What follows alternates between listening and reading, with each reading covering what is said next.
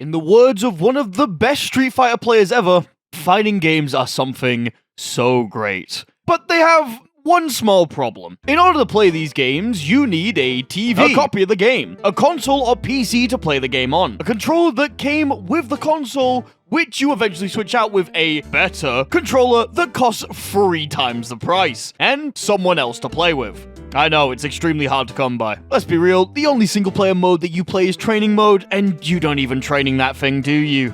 And if you want to try and play these games away from home, you better be willing to shill a lot of money, because trying to run Street Fighter or Tekken on anything less than the best is a recipe for disaster. Wouldn't it be nice if you could just pull out your phone and play a fast, fun, competitive fighting game without the need for anything else? Well, soon you might be able to. Recently, I was reached out to by the developers of the game The Hidden Ones in order to get early access to their new cross-platform fighting game.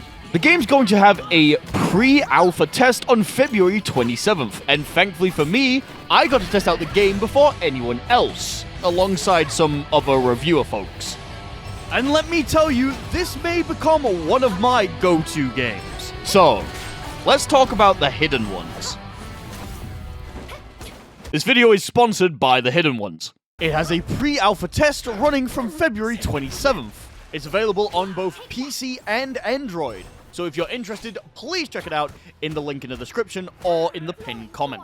So this game is actually a tie-in game with an anime called Hitori no Shinta, The Outcast. I haven't actually seen any episodes of the anime personally, but from what I've heard, it's pretty good. The game has 3 separate game modes: Story Mode, Trial Mode, and Duel Mode. All of the game modes use the same combat system, but in different contexts. Story Mode has you experience the story, obviously. You follow Wang Ye, once a Tao mage at Wundeng Mountain. After he revealed that he possessed one of the 8 secret arts, he decided to leave the mountain and return to his home. Unfortunately for him, someone had begun threatening his family because of the powers that he possesses. With the help of Zhang Zhulin, Feng Baobao, and others, he begins to investigate into who the mastermind is in order to protect his family, and most importantly, himself. We do this by beating the shit out of random goons. The story mode missions have you beating wave after wave of grunts before eventually fighting a more powerful and flashy boss character who is able to use mystical arts like yourself. There's a lot of meat in this mode, with the cutscenes being fully voiced in English. While beating up random goons is fun and a great way to relieve stress, the boss fights show where the meat of the combat is. This is a 3D arena fighter, where you have specific moves for each character. Unlike traditional fighting games, there's no way to jump, and all special move inputs are done with a single button. The game does have a block button, which is completely fine, if you ask me. Enemies have 2 different types of attacks that they can do: blue attacks and red attacks. Blue attacks are blockable attacks. If you hold up your guard, you'll be able to counterattack if you attack back within a second of blocking. If you miss the window, you'll just shove the opponent off you and return to a neutral state. Red attacks are unblockable and require you to dodge out of the way. If you time a dodge correctly, you'll get a perfect dodge, which slows the game down a little and allows for a counterattack. The combat system in story mode feels pretty sick.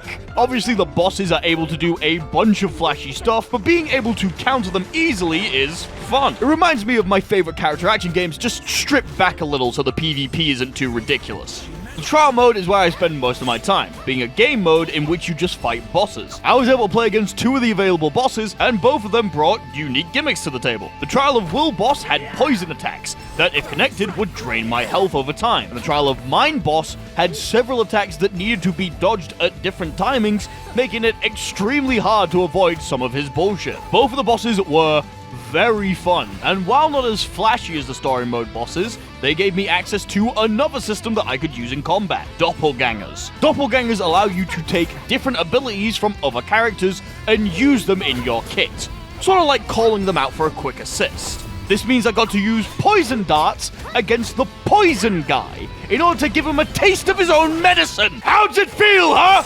How's it fucking feel? This is also the first time that you get to choose your character.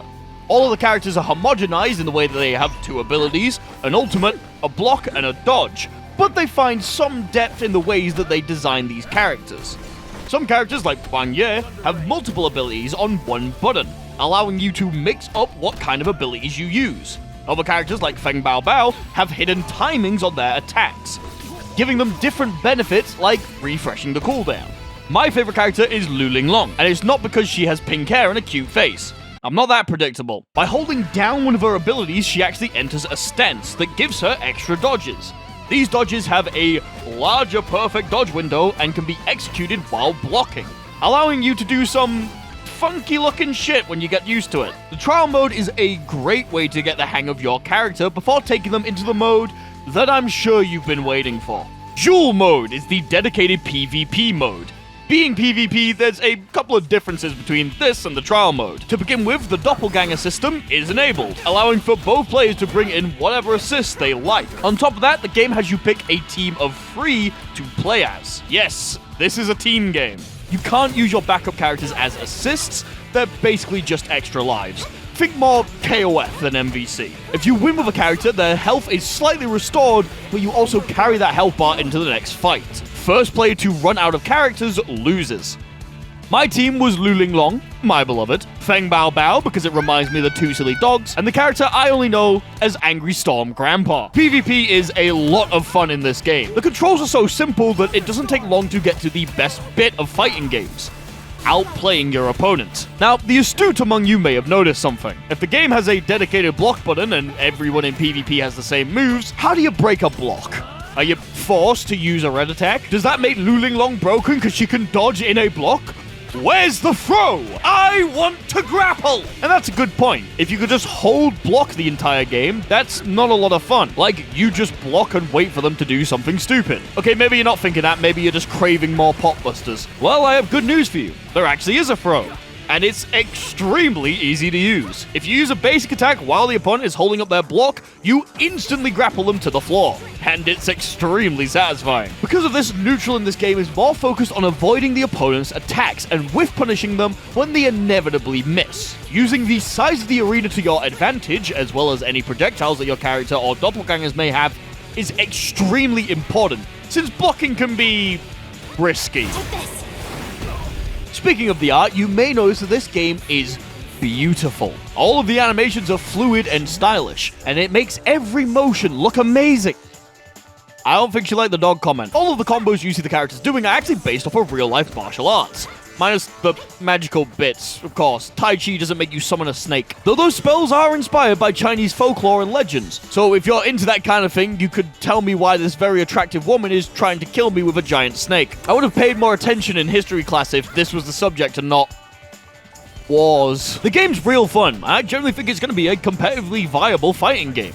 Even more so considering the fact that you can play it on your phone. Now, online connection can make or break these kinds of games, and from what I was able to test, the Hidden Ones actually has very good netcode. Despite some unfortunate circumstances on my part, the game ran extremely well with minimal input lag on my end, leading to a fun and engaging experience. I don't want to say that it's rollback because I don't want to lie on the internet, but the netcode is very good. So if you want a fun, stylish, easy to learn fighting game to play on your phone, make sure to sign up to the pre-alpha using my link in the description. Remember, it starts on February 27th. The game is cross-play, meaning that you're able to play it on your PC or your phone, and all of the footage that you have been seeing is on the PC version. However, I will be checking the phone version out immediately. This seems like the perfect thing to play to just kill a bus ride. Thank you all for watching. Thank you so much to the Hidden Ones for the sponsorship. I'll see you all next week.